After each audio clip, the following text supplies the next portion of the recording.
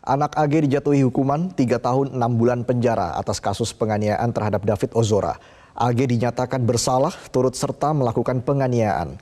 Lalu sudah tepatkah vonis yang dijatuhkan kepada kekasih Mario Dandi ini?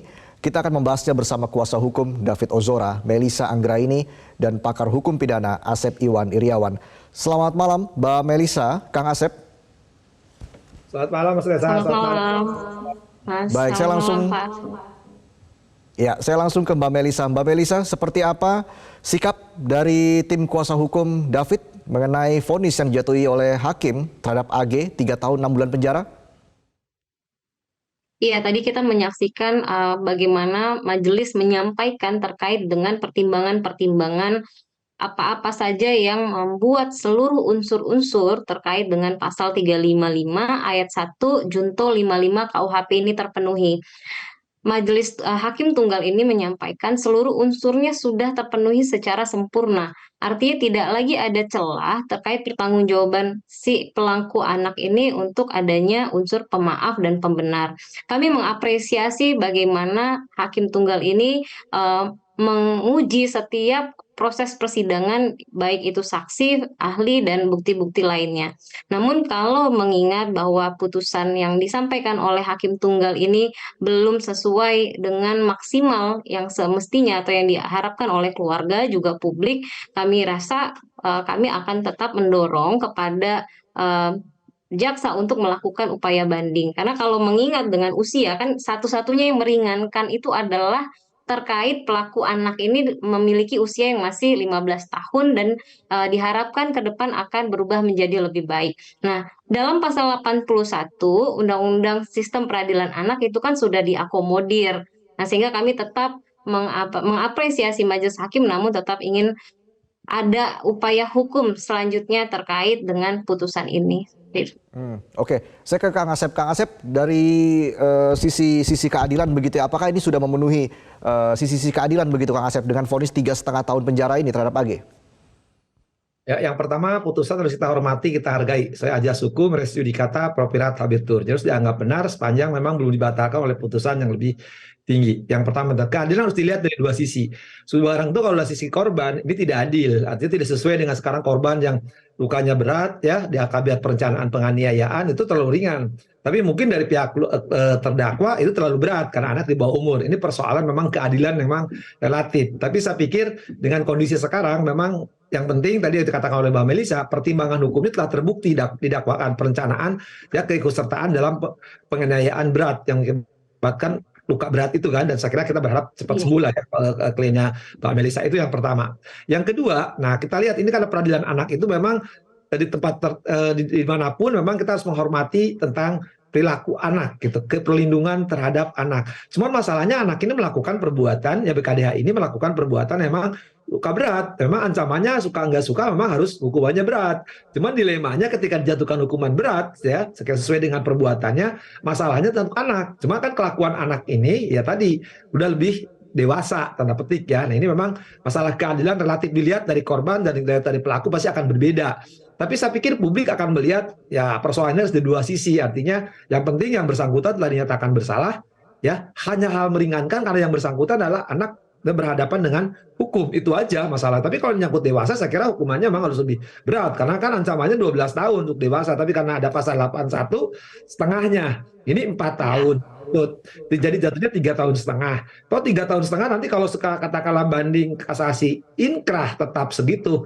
Toh nanti ada pengurangan nggak segitu gitu kan umurnya, dan itu juga masih di bawah umur. Itu memang jadi perhatian. Jadi sekali lagi soal keadilan inilah relatif tergantung sisi mana dia melihat gitu. Karena ini masalah anak. Tapi kalau orang dewasa saya kira ya hukumannya. Oke, nanti kita akan bahas lebih jauh lagi soal itu Kang Asep dan juga Mbak Melisa, tapi kita harus jeda dulu. Prime Time News akan kembali sesaat lagi. Kita kembali melanjutkan perbincangan dengan Mbak Melisa dan juga Kang Asep. Kang Asep, kalau kita lihat peran dari AG dalam kasus ini, sejauh ini kan peran AG bisa dibilang tidak sedikit, Kang Asep begitu. Apa yang membuat AG ini akhirnya bisa lolos dari hukuman maksimal? Walaupun memang status anak pada AG ini sangat kuat ya, tapi kan pasal yang disangkakan terbukti secara sempurna begitu atas kesalahan dari AG. Kenapa ini tidak bisa dimaksimalkan begitu, Kang Asep, kalau kita lihat dari jalannya persidangan tadi? Kang Asep mohon buka dulu suaranya. Baik, silakan Kang Asep. Makasih. Ya. Mohon maaf. Ya, kalau perbuatannya udah voltage sempurna, artinya perbuatan telah terbukti. Nah, kenapa Strafmat ini berat ringan hukumannya jumlahnya berbeda? Jaksa 4 ini 3,5 tahun, artinya tidak maksimal. Sekali lagi itu kembali kepada penilaian subjektif ya dari masing-masing penegak hukum, baik JPU maupun penasihat hukum. Nah, kalau saya hakimnya kan saya katakan pasti maksimal sehukumnya gitu kan. Nah, kembali soal itu pembatasan ukurannya nggak ada gitu kan. Ini persoalannya yang meringankan tadi dipertimbangkan dalam pertimbangan karena yang bersangkutan masih di bawah umur itu. Nah, kenapa yang bersangkutan dipertimbangkan padahal perbuatannya dari ini kan dalam tanda petik yang memprovokasi lah gitu kan, mengabadikan, kemudian memberitahukan dan sebagainya di kejadian dan tidak ada yang dia lakukan, itu memang mungkin memberatkan, tapi meringankan memang di faktor anak itulah memang di mana-mana kalau memang sidang anak itu ya kita mengenal dari sistem perlindungan anak maupun undang-undang pelindungan anak itulah yang membatasi pergerakan di mana-mana anak memang selalu akan meringankan. Jadi kenapa jaksa tidak maksimal 6 tahun, malah hakim juga malah turun 6 bulan hanya 3,5 tahun. Sekarang itu faktor subjektif dan dari pertimbangan. Jadi dalam pertimbangan hukumnya tadi secara sosiologis, yuridis, filosofis sudah dipertimbangkan. Jadi perbuatannya itu ada, cuma di malah salah Strafmat udah ringan hukumannya, memang hakim tidak maksimal. Nah, maksimal itu ukurannya memang susah. Kita nggak bisa pakai matematik gitu. Tadi berbicaranya lah hati, rasa keadilan, rasa ilahiyah dari hakim itu sendiri, dia turun dari jaksa yang 4 tahun, harus 3 tahun. Yakin setiap hakim akan berbeda. Tadi saya katakan, misalkan contohnya, kalau saya hakimnya pasti maksimal hukumannya gitu, karena memang tidak sesuai, tidak seimbang dengan sekarang korban yang diderita. Bayangkan korban yang menderita itu sekarang kan, ya tahulah keadaannya ya, kita tidak bisa bercerita. Mbak Melisa yang lebih tahu bagaimana kondisi korban itu. Jadi tidak mungkin Itu yang menjadi hal yang memberatkan bagi AG. Walaupun memang menurut hakim status anak AG ini memang cukup kuat ya, Kang Asep ya. Sehingga memang tidak bisa maksimal 6 tahun. 15 tahun untuk anak, kemudian juga dia wanita, walaupun perilakunya kita tahu lah ya, di media sosial juga udah tahu. Tapi cuma sekali lagi, emang anak ini sudah dapat perlakuan dan perlindungan khusus yang memang diberikan. Tidak hanya di Indonesia, di dunia manapun kita meratifikasi konvensi, memang anak itu harus dipertimbangkan terlepas dari pertimbangan masa perilakunya depan anak tadi. Oke. Ya baik. betul, itu hanya status anaknya itulah yang menentukan. Mbak Melisa, seperti apa tanggapan dari pihak keluarga khususnya ayah dari David Ozora terkait dengan vonis 3,5 tahun penjara AG ini, Mbak Melisa? Iya, Ayahanda David melihat jadi ada double diskon gitu ya terkait dengan putusan anak berkonflik hukum AG ini. Diskon yang pertama melalui pasal 81 Undang-Undang Sistem Peradilan Anak. Diskon kedua melalui keringanan yang meringankan anak AG ini sehingga jadi double diskon. Semestinya kan sudah terakomodir dengan setengah dari ancaman orang dewasa. Namun kami melihat juga secara objektif ya dalam berbagai pertimbangan yang disampaikan oleh majelis hakim. Tadi hakim melihatkan betapa tidak ada hal-hal yang bisa meringankan atau melepaskan anak berkonflik hukum AG ini, termasuk terkait dengan isu pelecehan.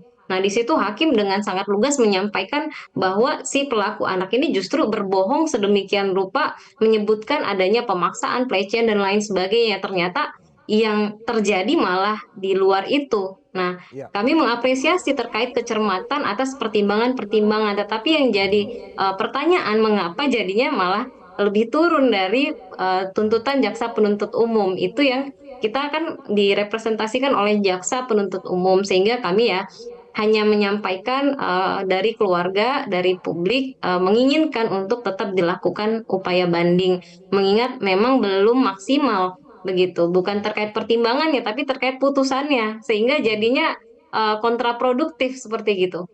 Oke, baik. Terakhir Mbak Melisa terkait dengan restitusi biaya rumah sakit David Ozora ini yang kabarnya mencapai 1,2 miliar rupiah hingga saat ini begitu. Mbak Melisa, ini sejauh ini seperti apa perkembangannya Mbak Melisa terkait dengan restitusi biaya rumah sakit tadi? Ya baik, yang bisa saya sampaikan begini, tadi yang dikatakan oleh Hakim Tunggal itu biaya yang keluar yang ditanya oleh hakim pada saat ayahnya David dimintakan kesaksian di persidangan. Pada hari itu sudah sampai di 1,3 M. Tetapi itu baru biaya rumah sakit yang muncul sampai hari itu. Belum termasuk stem cell, belum termasuk kerugian yang lain. Nah, terkait angka-angka komponen-komponen restitusi, kita percayakan sepenuhnya kepada LPSK, mereka yang menghitungkan berdasarkan kelayakan dan angka-angka yang dipertanyakan kepada rumah sakit. Sebagai informasi aja contohnya, rumah sakit menganggap setelah nanti turun dari ruang ICU ke ruang perawatan harus dilakukan yang namanya home care. Artinya perawatan David ini sangat jangka panjang, mengingat dia ini terkena diffuse axonal injury stage 2. Baik. Quality life-nya akan berkurang entah sampai seumur hidupnya. Sehingga Baik. untuk 1 tahun ke depan aja dokter bilang per 6 bulan itu 1 miliar, begitu. Itu per 6 bulan. Nah, itu rumah sakit sendiri yang menyampaikan ke LPSK.